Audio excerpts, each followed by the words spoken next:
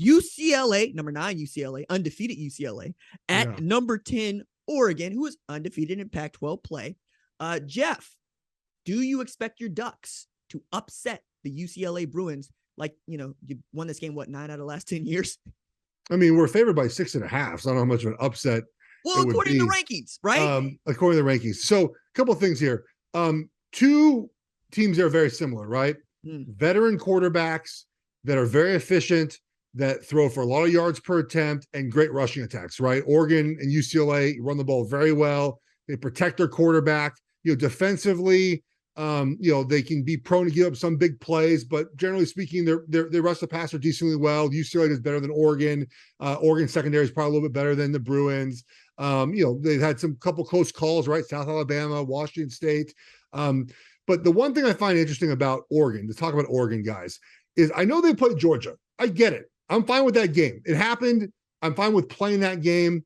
But if they play like Georgia State instead of Georgia, we'd be like 4th in the country right now. And you'd be like, man, pretty good Oregon team, right?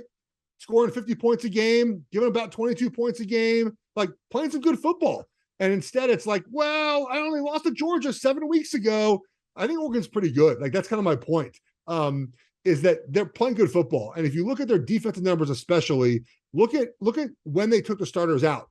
Up 38-10 against Stanford, up 31-7 against BYU, up 49-13 against Arizona. Like, a lot of these late scores, these points per drive and points per game, are when backups are in. Like, they played really good football. They're very good against the run. I do worry about the play action pass against UCLA. I do worry about the corner opposite of Gonzalez, but they're a good football team. And Bo Nix, I was very frightful of Bo Nix.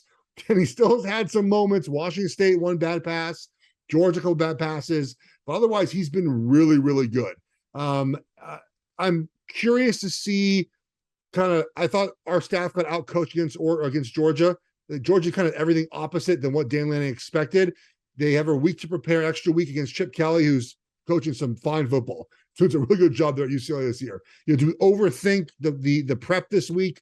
We'll find out. And lastly, too, RJ, we've seen throughout this season and every season, it's hard for road teams to win.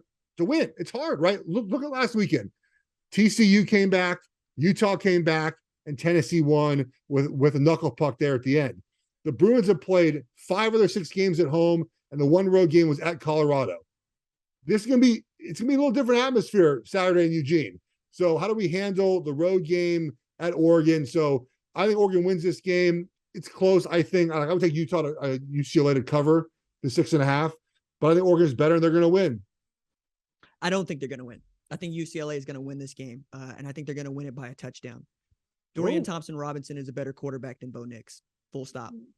Sure. Okay, I'm fine with that. The better tailback is at UCLA in Zach Charbonnet. They're playing great defense. And to your point about Georgia State versus Georgia, no, UCLA is not a top 4 team.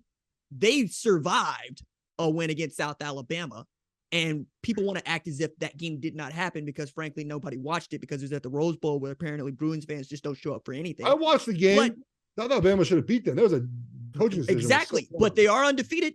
And to your analogy about Georgia State and Georgia, right? They should be a top 4 team. Yeah.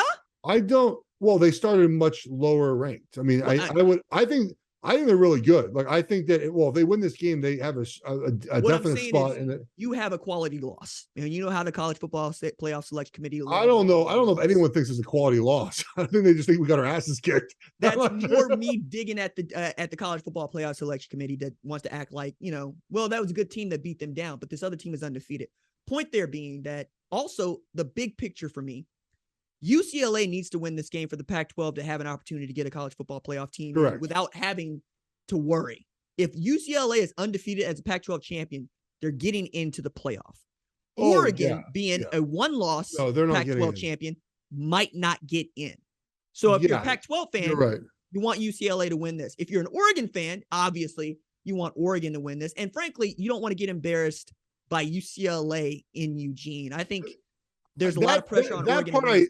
That part I don't think will happen. We might lose, but I don't think we'll be embarrassed in the process of the. I think, again, they're 2 very similar teams in this game. Yeah, you're right. Look, if UCLA wins this game, they're going to be favored all the way and probably through the USC game. And they'll have to play either USC, Utah, Oregon again in the Pac-12 title game. There's no divisions anymore. And yeah, they're the best chance for a playoff team. Even though USC, they run the table 12-1, they're probably in the playoff, right? If Clemson has one loss, no? Well, first, if Clemson has a loss, they're not making the playoff. You're also talking about undefeated Texas Christian, right, in the Big 12 that you got to worry about. Right. No, for now, yeah. Right. Well, again, for now, right? That's what we're dealing with for now. Tennessee still got to play Georgia. One of those teams is going to catch an L. Alabama's already got the loss. They're probably going to beat Ole Miss, who's undefeated, right? We'll get to them in a little bit, but I think this game is going to really have some far-reaching college football playoff implications that go outside of the Pac-12. Also, a really great, I believe, 2:30 game, which I'm fascinated by. 3:30 Eastern, yeah. Yeah, that's going to be a lot of fun to watch. Thank you for watching the #1 college football show. Please remember to subscribe to the channel and like this video so that you don't miss any of the best college football coverage in America.